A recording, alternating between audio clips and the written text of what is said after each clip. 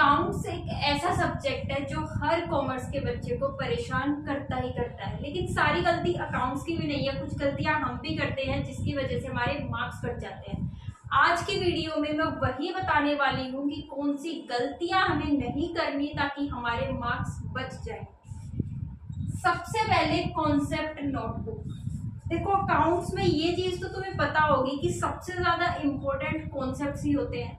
उससे भी ज्यादा इम्पोर्टेंट ना ये कॉन्सेप्ट नोटबुक बनाना होता है।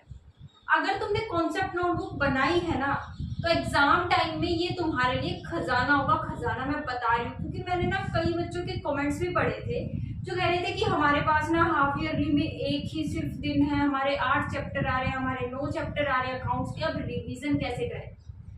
अगर तुमने कॉन्सेप्ट नोटबुक बनाई होगी तो रिवीजन में हेल्प भी करेगी कॉन्सेप्ट नोटबुक तुम्हारी। तुम्हें करना कुछ नहीं है, अपनी नोटबुक उठाओ, सारे कॉन्सेप्ट्स को रिवाइज करो, उसके बाद डीके गोयल फॉलो करते हो या टीएस ग्रेवाल, फर्क नहीं पड़ता। दोनों ही बुक्स में हर चैप्टर के कुछ ऐसे क्वेश्चंस दिए होते हैं जिसमें सारे कॉन्सेप्ट कवर होते हैं। वो 4-5 क्वेश्चन सोल्व कर लो और तुम्हारी रिवीजन हो गई। लेकिन ये कब पॉसिबल होगा? जब तुमने ये नोटबुक बनाई होगी। अब अगर तुम्हें नहीं पता है कि कॉन्सेप्ट नोटबुक कैसे बनानी है, इसमें क्या चीजें इंक्लूड करनी है क्या नहीं, तो मुझे कमेंट सेक्शन में बता देना। मैं उस पर भी एक डिटेल वीडियो ले आऊंगी। लेकिन अपनी कॉन्सेप्ट नोटबुक जरूर बनाना। अगर अभी तक नहीं शुरू किया है तो अभी बहुत टाइम है, बना सकते हो, लेकिन ये बनाना जरूर बहुत काम आएगी एग्जाम टाइम में। दूसरी चीज इलस्ट्रेशंस। देखो, इलस्ट्रेशंस सोल्व करो लेकिन सिर्फ इलस्ट्रेशन सोल्व मत करो, साथ में प्रैक्टिकल क्वेश्चंस भी करने होते हैं। हम क्या करते हैं, इलस्ट्रेशन सोल्व कर लेते हैं, प्रैक्टिकल को छोड़ देंगे, हो गया। इलस्ट्रेशन सोल्व करना गलत बात नहीं है, तुम कर सकते हो। अब इससे प्रॉब्लम पता है क्या होती है? तुम इलस्ट्रेशन सोल्व कर रहे हो, बीच में कहीं अटक गए, तुमने नोटबुक हटाई और आंसर देख लिया, अच्छा मैं यहाँ अटका था, अच्छा इसके आगे ये तो मुझे आता है। या फिर तुम्हारा कुछ गलत हो गया ना, तुमने बीच में चेक कर लिया, वो ये तो मेरा गलत हो गया, उसी टाइम तुम ठीक कर लोगे। तुम्हारा दिमाग क्या चला इसमें? तुम्हारे दिमाग ने तो काम किया ही नहीं ना, तुमने अपना दिमाग तो लगाया ही नहीं ना कि मेरा ये क्यों गलत हुआ था, या फिर एंड तक तो तुमने क्वेश्चन सोल्व किया ही नहीं ना। और उसके बाद जब तुम वही सेम क्वेश्चन या उसके जैसा क्वेश्चन कभी भी सोल्व करोगे ना, तुम्हें प्रॉब्लम आएगी।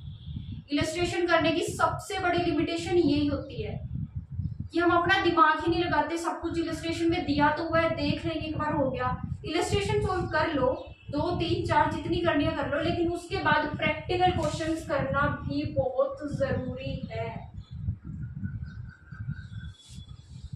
ओके, नेक्स्ट आते हैं वर्किंग नोट्स। अब तुम्हें पता ही होगा वर्किंग नोट बनाने के नंबर नहीं होते, लेकिन अगर नहीं बनाया तो नंबर कट जरूर जाएंगे। वर्किंग नोट बनाना जरूरी है एग्जाम टाइम में। अब इसकी प्रैक्टिस अभी से करना शुरू कर दो। तुम क्या करते हो, रफ में कर रहे हो, वर्किंग नोट बनाने की क्या जरूरत है, छोड़ो, एग्जाम में बनाएंगे। फिर एग्जाम में वर्किंग नोट्स में इतना सजाने लग जाएंगे, टाइम लगा देंगे। वर्किंग नोट्स तो सबसे पहली बात तो सजाना नहीं होता, सजाया मत करो। वर्किंग नोट है भाई, नाम से क्लियर हो रहा है, सजाओगे थोड़ी। वर्किंग नोट का कोई फॉर्मेट नहीं होता, सिर्फ बनाना है। ये प्रूफ होता है कि तुमने चीटिंग नहीं किया। जो भी अमाउंट निकाली है तुम बता दो कि हमने कैसे निकाली है। सिंपल अपनी लैंग्वेज में बेसिक्स इंग्लिश लिखनी होती है बस। तो इनको जरूर, जब भी तुम अपनी रफ नोटबुक में भी अगर क्वेश्चंस की प्रैक्टिस कर रहे हो ना, तो मैं प्रेफर करूंगी अगर 10 क्वेश्चन की प्रैक्टिस करिए तो कम से कम 4-5 क्वेश्चंस में वर्किंग नोट जरूर बना लेना ताकि तुम्हारी आदत बन जाए। चौथी चीज आती है, ये मैंने भी अपने टाइम पे ना, मतलब जब मेरे प्री बोर्ड्स हुए ना, मैंने गलती की थी। एक क्वेश्चन आया था और वैसा ही क्वेश्चन ना मैंने पहले सोल्व कर रखा था। मेरे को लगा, मैंने पूरा क्वेश्चन नहीं पढ़ा, मुझे लगा अच्छा ये तो मैंने सोल्व किया हुआ है, मुझे पता है इसमें क्या पूछा, और मैंने आंसर टिक कर दिया और वो आंसर मेरा गलत हो गया। अब ये बात मैं तुम्हें भी कह रही हूँ, शायद कुछ बच्चे ऐसा करते होंगे, क्वेश्चन को ना तो पूरा पढ़ते हैं ना केयरफुली, अपनी अजम्पशन लगा लेते हैं कि वो इसमें तो ये पूछा होगा। मैंने तो ऐसा क्वेश्चन पहले किया हुआ है। ऐसा मत करा करो, खुद की अजम्पशंस मत किया करो। क्वेश्चन को पूरा और ध्यान से पढ़ना होता है। अकाउंट्स जैसे सब्जेक्ट में लास्ट लाइन में वो क्या बदल देंगे ना, तुम्हें पता भी नहीं लगेगा। और मेरे साथ ऐसा हुआ था, प्री बोर्ड्स में मेरा मार्क्स कट गया था। मुझे बाद में रियलाइज हुआ कि मैंने जो लिखा है वो तो पूछा ही नहीं था, कुछ और पूछा था। तो क्वेश्चंस को पूरा पढ़ना है और केयरफुली, अच्छे से। 5वीं चीज आती है फॉर्मेट। अब फॉर्मेट क्या, फॉर्मेट कौन सी याद करता है, फॉर्मेट तो पता ही है ना। देखो, जब भी तुम रफ में क्वेश्चन सॉल्व कर रहे होते ना, हम सब ऐसा ही करते हैं, हम फॉर्मेट पे ध्यान नहीं देते। जर्नल का चैप्टर कर रहे हैं, जर्नल एंट्रीज पास कर रहे हैं, शेयर्स वाले चैप्टर की भी मान लो जर्नल एंट्रीज है, सिंपल लिख देंगे, फॉर्मेट बनाएंगे नहीं। एग्जाम टाइम में नहीं आदत हो जाती है कि तुम जर्नल का फॉर्मेट ही बनाना भूल जाओगे एग्जाम टाइम में। तो मेरी मानो तो कुछ क्वेश्चंस ना फॉर्मेट के साथ सोल्व किया करो, और फॉर्मेट भी अच्छे से बनाना है, एक भी चीज भूलनी नहीं है, ताकि तुम प्रैक्टिस करोगे तभी ये चीज आएगी। तो फॉर्मेट्स के साथ क्वेश्चन सोल्व करो। रफ में माना कि तुम जल्दी जल्दी, अभी तुम्हारा टारगेट क्या है कि तुम्हारी एक्यूरेसी ज्यादा होनी चाहिए, हाँ ठीक है, तुम्हारे आंसर एक्यूरेट निकल जाए, सबसे मेन यही चीज है, लेकिन फॉर्मेट भी तो जरूरी है, प्रेजेंटेशन भी तो जरूरी होती है ना, फॉर्मेट के भी तो मार्क्स कटेंगे। तुमने डेबिट नहीं लिखा, तुमने बैलेंस शीट को अच्छे से नहीं लिखा, उसके भी तो मार्क्स कटते हैं ना। तो फॉर्मेट पे ध्यान देना जरूरी है। कुछ क्वेश्चंस तुम फॉर्मेट के साथ, प्रॉपर फॉर्मेट के साथ अपने जरूर सोल्व करना। 10 क्वेश्चन कर रहे हो, 3-4 क्वेश्चन फॉर्मेट के साथ सोल्व कर लो, बाकी के ऐसे ही रफ में कर लिया करो। लास्ट चीज आती है कैलकुलेशंस। देखो कैलकुलेशन मिस्टेक ना हम सबकी होती है, और मेरी तो बहुत होती थी जब मैं 12th में थी। तो कैलकुलेशन का ऐसा है, अभी अगर तुम कैलकुलेटर यूज कर रहे हो, सबसे पहले तो उसको बंद कर दो।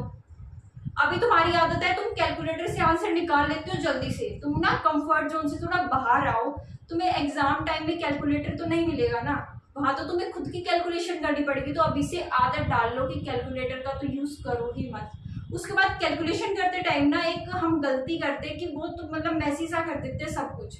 बाद में जब हम मान लो हमारा आंसर गलत आ गया या रीचेक करना होता है ना, हमें समझ नहीं आता इस क्वेश्चन की कैलकुलेशन हमने कहाँ की थी, और फिर वो दोबारा करनी पड़ती है, जिससे बहुत ज्यादा टाइम वेस्ट होता है। तो मैं तुम्हें बोनस टिप देना चाहती हूँ, कैलकुलेशन के लिए क्या करा करो। मान लो तुम्हारा ये पेज है, अब इस पेज पे तुम छोटे छोटे ना कॉलम्स बना लो।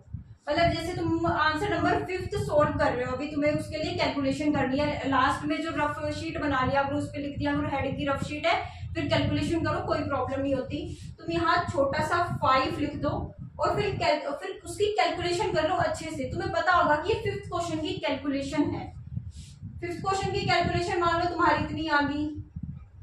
अब 7th क्वेश्चन है, उसकी कैलकुलेशन करनी है, तुम ऐसे कर सकते हो। तो छोटा सा ना बस मार्क कर लिया करो, ये कैलकुलेशन कौन से क्वेश्चन की है, ये 5th की थी, ये 7th की थी मेरी, और उसके आगे ये मेरी 24th क्वेश्चन की होगी, जो भी तुम्हारा क्वेश्चन नंबर है। तो ये प्लीज कर लो, और कैलकुलेटर का यूज तो करना ही नहीं है।